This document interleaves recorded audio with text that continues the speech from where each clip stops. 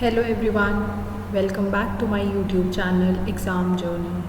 Our very next topic is capital expenditure and their importance. अभी हमने करना क्या है, कैपिटल एक्सपेंडिचर पढ़ना है, उसके इम्पोर्टेंस. कैपिटल एक्सपेंडिचर हमने अपनी लास्ट रील में बहुत अच्छे वे से वी हैव अंडरस्टूड कि कैपिटल एक्सपेंडिचर एक्चुअली में है क्या. बेसिकली इन्वेस्टमेंट डिसीजन है जो फर्म लेती है अपनी ग्रोथ के लिए, अपने फ्यूचर बेनिफिट्स के लिए. और इसके वही हो गया, इम्पोर्टेंस भी यही होगी that this involves the current outlay of the funds in expectations of receiving the future benefits. अभी हमारे पास इम्पोर्टेंस आ गई. इम्पोर्टेंस हमारे पास क्या आती है, long term commitment of funds, कि हम इसमें क्या करते हैं, फ़ंड्स की लॉन्ग टर्म कमिटमेंट को इंश्योर करते हैं. आज हमने फ़ंड्स को इन्वेस्ट किया, वो लॉन्गर पीरियड के लिए ही होंगे, will not be for the short period of time. फिर हमारे पास आती हैं लार्ज इन्वेस्टमेंट्स. ऐसा नहीं है कि out of the profits we have to invest only small amount of funds. No, we have to invest large amount of funds so that हमारा business grow हो सके और ज़्यादा अच्छा ग्रो हो सके. Difficulty in reversing. सपोजिंगली आपने आज कोई भी एक प्लांट को परचेज़ कर लिया, today you have purchased a plant, और कल को टेक्नोलॉजी चेंज हो गई है. In such a case it becomes important for the firm उस डिसीजंस को रिवर्स नहीं कर पाते. That is the major point. Capital budgeting का पहले ही डिसीजन अच्छे से लेना बहुत ज़्यादा इम्पॉर्टेंट है.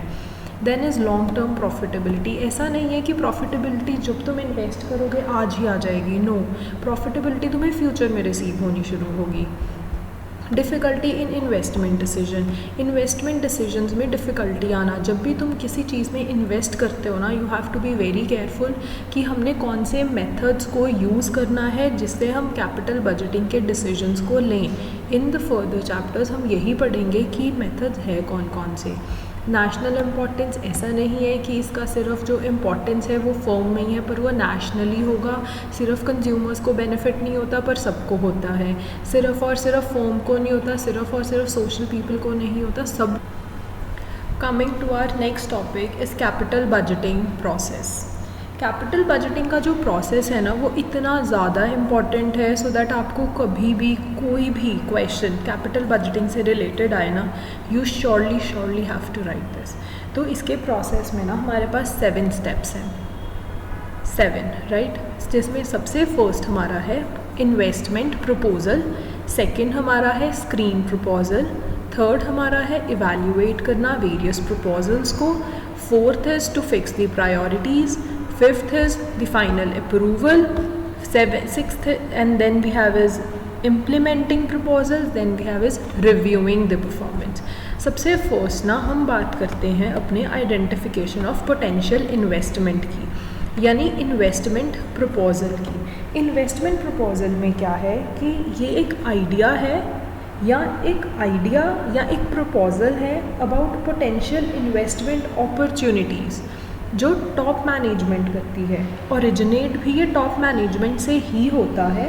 एंड आफ्टर दैट जब हम पूरा एनालाइज कर लेते हैं सारे प्रपोजल्स को कॉरपोरेट स्ट्रैटेजीज़ के अकॉर्डिंग, उनकी जो लिमिटेशंस हैं या जो उनके रूल्स हैं, जो रेगुलेशंस हैं, उसके according, and then we send the proposals to the capital expenditure planning committee in case of large organisations.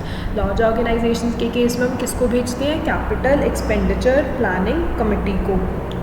तो इसमें इन्वेस्टमेंट करते हैं, प्रपोजल देखते हैं किस चीज़ में हमने इन्वेस्ट करना है, और वो टॉप मैनेजमेंट आइडिया देती है. फिर हम सारे उसके प्रॉज एंड कॉन्स को देखते हैं, विच फील्स बेटर, तो हम उसमें इन्वेस्टमेंट कर लेंगे.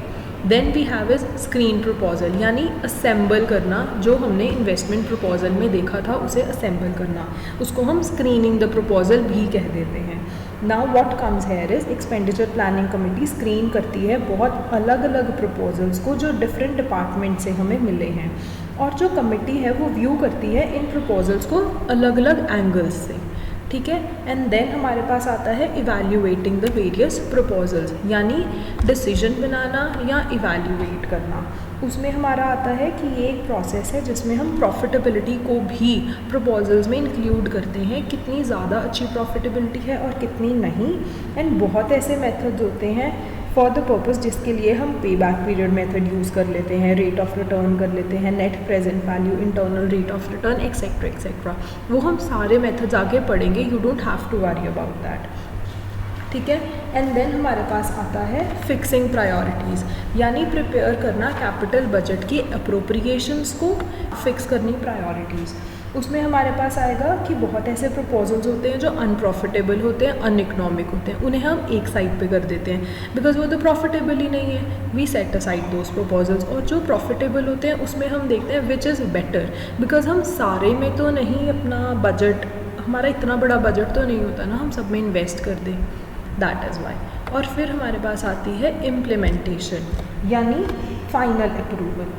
इसमें क्या होता है कि हम इवैल्यूएट करते हैं बाकी क्राइटेरियाज़ को भी फाइनली अप्रूव करने से पहले, और अप्रूव करके हम कैपिटल एक्सपेंडिचर बजटिंग अथॉरिटी को देते हैं. और उससे भी पहले हम फिर भी एक बार रीचेक करते हैं अपने प्रपोजल्स को. हम 2-3 प्रपोजल्स बना के उस कमेटी को देते हैं सो दैट वो फाइनलाइज़ करें बाद में. तो वो जो 2-3 होते हैं ना, हम दोबारा बाकियों से कंपेयर कर लेते हैं कि हमने कुछ कैलकुलेशन मिस्टेक या वैसे कोई गलती तो नहीं कर ली जिसके कारण हमारी प्रॉफिटेबिलिटी अफेक्ट हो जाए और हमारे फ्यूचर डिसीजंस पे भी फ़र्क पड़े. फिर हमारा आता है परफॉर्मेंस रिव्यू. परफॉर्मेंस रिव्यू को हम परफॉर्मेंस रिव्यू एक लास्ट स्टेप है हमारी कैपिटल बजटिंग में, जिसमें हम इवैल्यूएट करते हैं completion audit by way of comparison of actual expenditure one with the project जो हमने बजट किया था. हम कंपेयर करते हैं अपना एक्सपेंडिचर अपने बजटेड से कि जो हमारा एक्सपेंडिचर हमने किया और हमने बजट बनाया था हमें इतना प्रॉफिट होगा, इतना हम पैसा इन्वेस्ट करेंगे, यही इसकी एफिशिएंसी है, यही इफेक्टिवनेस है, क्या वो सारा अकॉर्डिंगली हुआ या नहीं हुआ. That is performance review. For more such videos, follow our YouTube channel Exam Journey.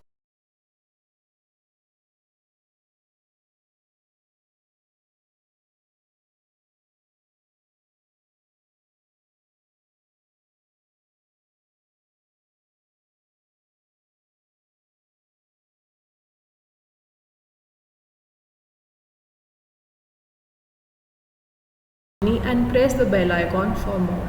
Bye.